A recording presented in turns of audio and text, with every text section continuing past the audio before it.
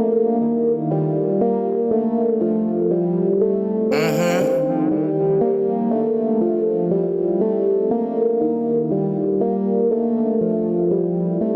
get this figured out. This world gon' give me whatever I need until I get this vision out. Then they gon' pay me whatever I ask, cause I got it figured out. Family be checking all up on a nigga to see how I'm feeling now. Damn, they love to see a nigga really make a killing now. I put a lock on the game and I hide the code and the keys. I am not playing no games, I really play this shit for keeps. That shit for me.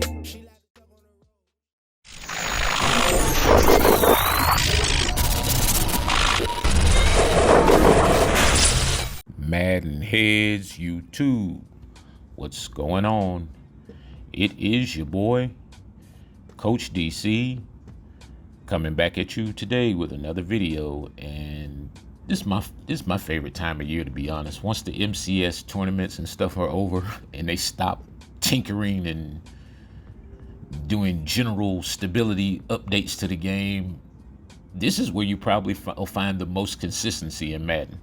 To be honest with you, this time of year, every year, once those tournaments are over, this is where you'll find the game probably playing more consistent than it's ever been, because now there's just that algorithm. And not to say that it's not going to change any between now and the time the new game comes out. I'm sure as the new game gets closer, they'll start doing other stuff. But now is where you can get into your mechanics.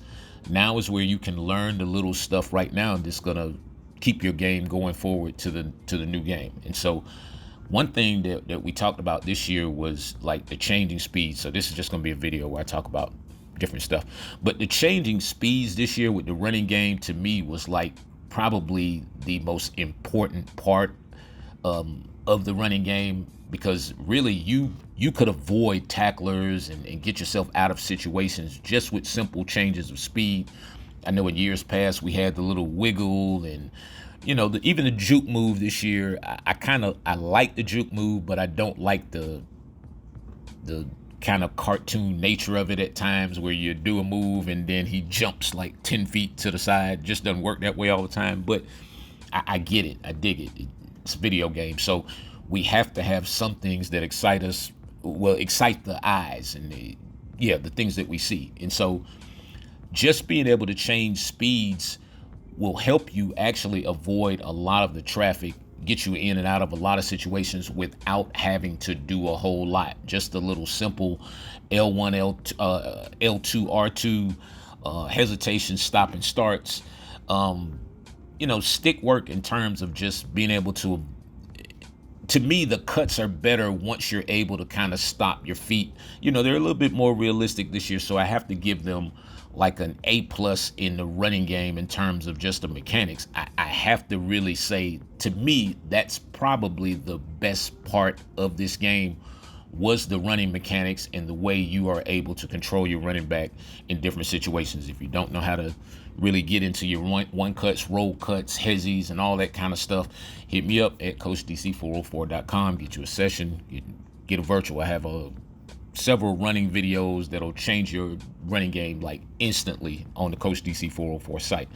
And so, like, one thing that I really, really, really kind of was at odds with this year was like the inconsistency of the passing game, which I mean, I understand that we had to kind of follow, whatever went on in MUT.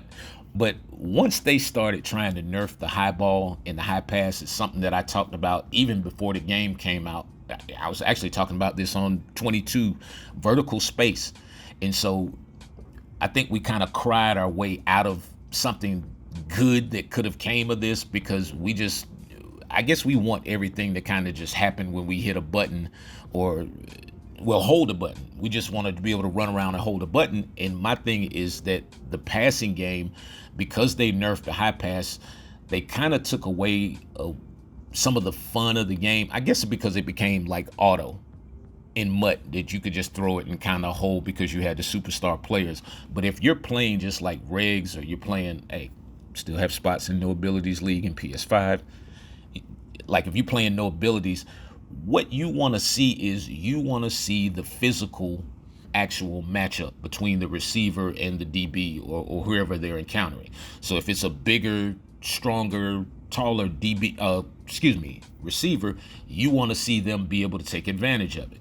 The way that happens is when you push a button, something on this game should happen. And so by them nerfing the high pass and sometimes making the receivers automatically not react when you know you're pushing a button, to me, it kind of soured the game a little bit towards the end before the MCS stuff kind of ended. But it just, I didn't like that. I didn't like that at all. It wasn't because I can do it really well. To me, it just makes the game fun. It brings back the user challenge of one-on-one coverage.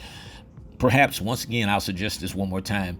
Hey, in 24, find a way for us to click on to guys during the play and not have to wait until the ball is thrown. Kind of like the NBA. Well, I know y'all don't want to hear anything about 2K, but the 2K, like the way, you can throw to a particular icon or you can switch to a particular guy during the course on the fly.